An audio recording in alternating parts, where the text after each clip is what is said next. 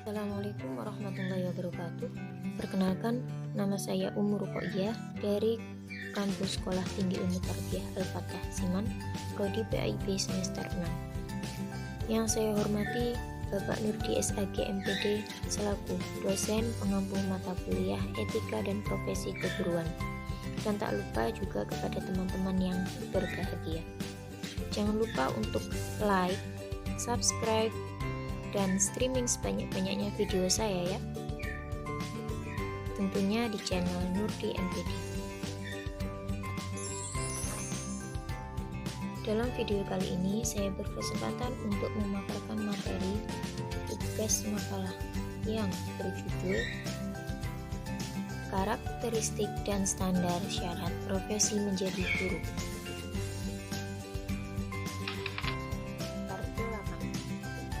Dalam pengertian yang sederhana, guru adalah orang yang memberikan ilmu pengetahuan kepada anak didik.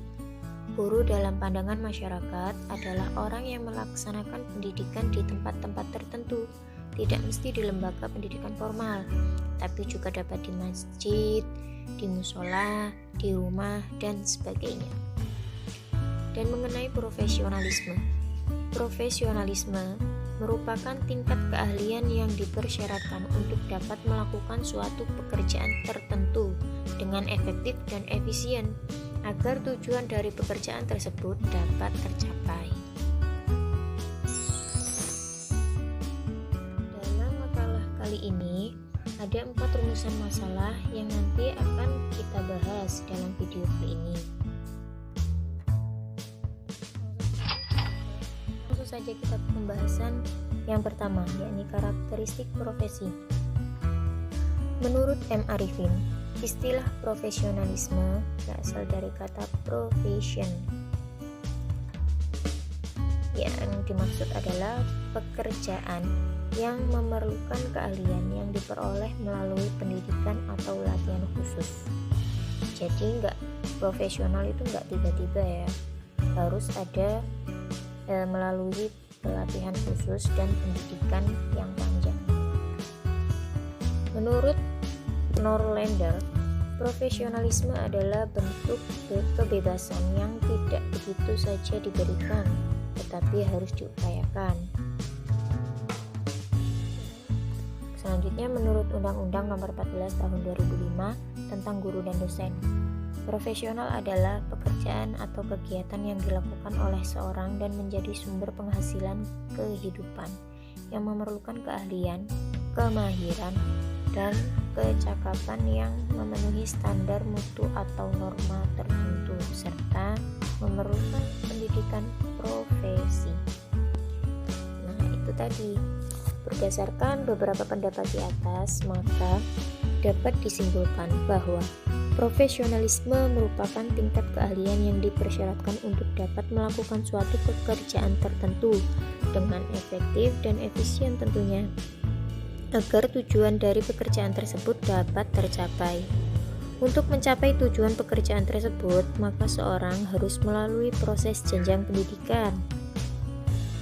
Yaitu tadi, enggak tiba-tiba profesional itu, harus seorang dikatakan profesional, yakni harus memulai dari proses jenjang pendidikan terlebih dahulu. Selanjutnya, Lieberman mengemukakan bahwa karakteristik profesi kalau dicermati secara seksama ternyata terdapat titik-titik kesamaannya. Di antara pokok-pokok kesamaannya itu ialah sebagai berikut. Suatu jenis pelayanan atau pekerjaan yang unik. Di samping itu, profesi juga bersifat definitif, dalam artian jelas batasan-batasan kawasan cakupan bidang garapannya. Yang kedua, profesi atau pelayanan itu amat menuntut kemampuan kinerja yang berlainan dengan keterampilan atau pekerjaan manual semata-mata. Yang dimaksud ini ya memang profesi itu juga ada kalanya menggunakan peralatan manual, tetapi Proses penggunaannya itu diimbangi oleh suatu teori dan wawasan intelektual. Jadi nggak semata-mata hanya manual saja. Dan yang ketiga, perolehan penguasaan dan kemampuan intelektual, wawasan atau visi dan kemampuan atau kompetensi, serta kemahiran atau skill, serta sikap profesional tersebut. Seseorang akan memerlukan waktu yang cukup lama. Untuk mendapatkan itu tadi, pastilah seorang itu akan menempuh jenjang pendidikan yang lebih panjang. Jadi butuh waktu lama. Yang keempat, yakni kinerja pelayanan itu demikian cermat secara teknis sehingga kelompok profesi yang bersangkutan sudah memberikan jaminan bahwa anggotanya dipandang mampu untuk melakukan tugasnya sendiri. Yang kelima, konsekuensi dari otonomi yang dilimpahkan kepada seorang tenaga praktis profesional itu, maka berarti pula ia memikul tanggung jawab pribadinya harus secara penuh.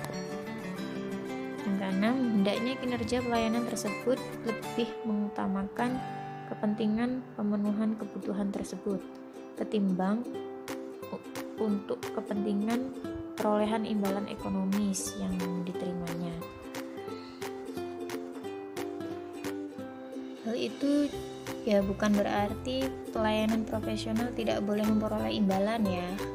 Tapi ya selayaknya, bahkan seandainya kondisi dan situasi menuntut atau memanggilnya, seorang profesional itu hendaknya bersedia memberikan pelayanan tanpa imbalan sekalipun. Dan yang ketujuh, mengingat pelayanan itu sangat teknis sifatnya, maka masyarakat menyadari bahwa pelayanan semacam itu hanya mungkin dilakukan penanganannya oleh mereka yang kompeten saja. Jadi tidak semua orang bisa. Yang ke-8, otonomi yang dinikmati dan dimiliki oleh organisasi profesi dengan para anggotanya sepatutnya disertai kesadaran dan iktikat yang tulus baik pada organisasi maupun pada individual anggotanya untuk memonitor perilakunya sendiri. Selanjutnya kita ke pembahasan yang kedua, yakni ciri-ciri dan syarat-syarat profesi. Robert Werici mengemukakan ciri-ciri dan syarat-syarat profesi sebagai berikut. Pertama, yakni lebih mementingkan pelayanan kemanusiaan yang ideal dibandingkan kepentingan pribadi. Yang kedua, seorang pekerja profesional secara aktif memerlukan waktu yang panjang untuk mempelajari konsep-konsep serta prinsip-prinsip pengetahuan khusus yang mendukung keahliannya. Yang ketiga, yakni memiliki kualifikasi tertentu untuk memasuki profesi tersebut serta mampu mengikuti perkembangan dalam pertumbuhan jabatan. Yang keempat, memiliki kode etik yang mengatur keanggotaan, tingkah laku, sikap, dan cara kerja. Yang kelima, membutuhkan suatu kegiatan intelektual yang tinggi. Dan yang keenam, adanya organisasi yang dapat meningkatkan standar pelayanan, disiplin diri dalam profesi, serta kesejahteraan anggotanya. Yang ketujuh, memberikan kesempatan untuk kemajuan, spesialisasi, dan kemandirian. Ini yang terakhir, yakni 8, memandang profesi suatu karir hidup dan menjadi seorang anggota yang permanen. Di mana ciri-ciri dan syarat-syarat di atas dapat digunakan sebagai kriteria atau tolak ukur keprofesionalan guru. Kriteria ini akan berfungsi ganda, yaitu untuk mengukur sejauh mana guru-guru telah memenuhi kriteria profesionalisasi, dan yang kedua untuk dijadikan titik tujuan yang akan mengarahkan segala upaya menuju profesionalisasi guru. Lanjut ke pembahasan yang ketiga, yakni karakteristik guru profesional. Marcellus R. Payong menyatakan bahwa guru profesional adalah seorang yang ahli di bidang studi. Setelah melewati proses pendidikan dan pelatihan yang relatif lama, yakni kurang lebih 4 tahun lah ya untuk jenjang sastra, dan ditambah lagi nih dengan 1 tahun pendidikan profesi. Maka para guru dianggap memiliki pengetahuan dan wawasan yang cukup tentang isi materi pelajaran yang terkait dengan struktur, konsep, dan keilmuannya. Ada 5 ukuran seorang guru dinyatakan profesional. Yang pertama, yakni memiliki komitmen pada peserta didik dan proses belajarnya. Yang kedua, secara mendalam menguasai bahan ajar dan cara mengerjakannya. Dan yang ketiga, bertanggung jawab memantau kemampuan belajar peserta didik melalui berbagai teknik evaluasi. Keempat, mampu berpikir sistematis dalam melakukan tugas. Dan yang kelima, semestinya menjadi bagian dari masyarakat belajar di lingkungan profesinya. Selanjutnya pembahasan yang terakhir, yakni yang nomor 4, standar dan syarat menjadi guru dalam Undang-Undang Nomor 14 Tahun 2005. Dalam Undang-Undang Nomor 14 Tahun 2005 Pasal 1 Ayat 1 menyatakan bahwa guru adalah pendidik profesional dengan tugas utama mendidik, mengajar, membimbing, mengarahkan, melatih, menilai, dan mengevaluasi peserta didik pada pendidikan anak usia dini jalur pendidikan formal, pendidikan dasar, dan pendidikan menengah. Dalam kaitannya dengan meningkatkan kualitas guru agar ia menjadi profesional dan bagaimana ia mendapat pengakuan dari negara. Ada beberapa standar dan syarat yang harus dipenuhi oleh seorang guru. Adalah guru profesional. Guru wajib memiliki kualifikasi akademik, kompetensi, sertifikat pendidik, sehat jasmani dan rohani, serta memiliki kemampuan untuk mewujudkan tujuan pendidikan nasional. Diambil dari pasal 8 Undang-Undang 14 tahun 2005 Guru dan Dosen. Yang kedua, yakni kualifikasi akademik.